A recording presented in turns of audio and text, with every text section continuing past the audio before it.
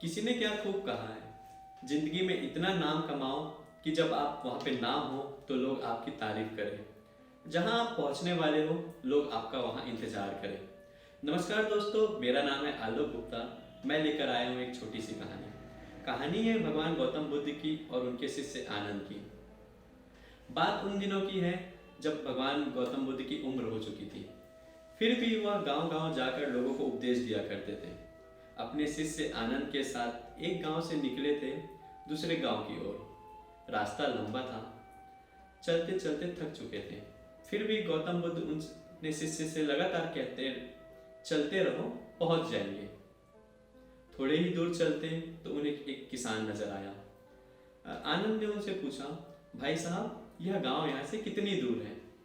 किसान ने जवाब दिया, बस बस 2 किलोमीटर बाद गांव लगा हुआ है, आप पहुंच ही जाएंगे। यह जवाब सुनकर गौतम बुद्ध उनकी ओर देखकर मुस्कुरा दिए।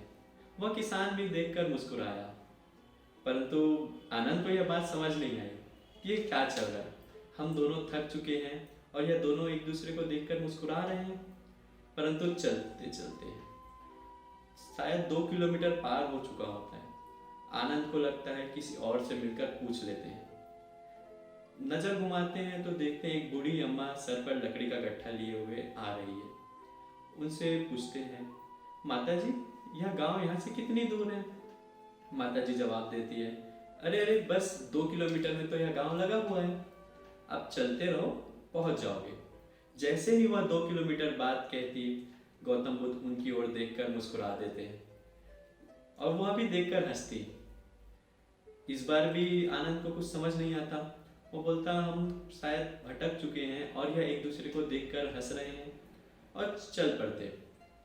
इस बार थकान से चकनाचूर होकर आनंद बैठ ही जाता है कि भगवान, मुझे समझ नहीं आ रहा हमें और कितना दूर जाना है।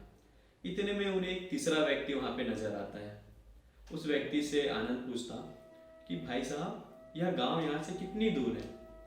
वह व्यक्ति मुस्कुराकर जवाब देता कि अरे अरे, आप तो आ ही गए हो, सामने 2 किलोमीटर जाएंगे तो गांव नजर आएगा, शाम के पहले आप पहुंच जाओगे। इतना कहकर वह व्यक्ति वहां से चला जाता है।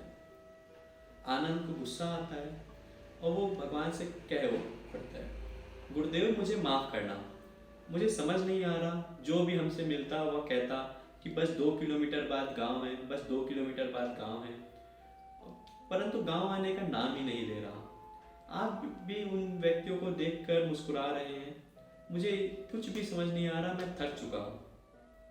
इतने में गौतम बुद्ध मुस्कुरा कर कहते हैं, आनंद, शांत हो जाओ, मुझे पता है आगे 2 किलोमीटर बाद भी गांव नहीं है। शायद तुम्हें पता नहीं कि मैं उस गांव में पहले भी आ चुका हूँ। उस किसान ने जब हमें बताया कि गांव 2 किलोमीटर बाद है, तब भी मुझे पता था गांव दूर है। अगर मैं उस टाइम ही तुम्हें बता देता तो शायद हम यहाँ तक नहीं आ पाते। हम तीनों एक दूसरे को देखकर इसके लिए मुस्कुराए क्योंकि हमें पता है हम तीनों का काम एक ही है, लोगों को लगातार इंस्पायर करना, मोटिवेट करना, ताकि वो निरंतर आगे बढ़ते रहें। अगर मैं तुम्हें बता देता कि गांव यहाँ से बहुत दूर है तो शायद हम यहाँ 6 किलोमीटर तक भी नहीं आते। 6 किलोमीटर का रास्ता तो हम उनकी बदौलत पहुंच चुके हैं, थक चुके हैं, शाम भी हो चुकी है। आज की रात इस पेड़ के नीचे बिताते हैं, कल फिर चलेंगे।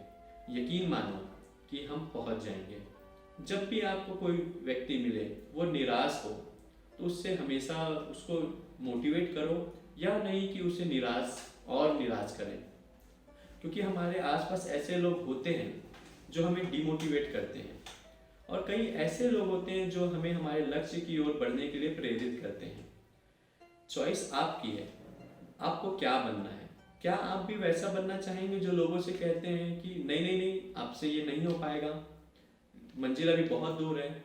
या आप वैसा बनना चाहेंगे कि अरे अरे, बस आप आ ही गए हो, थोड़ा ही प्रयास और करो, मंजिल आपके समीप होगी।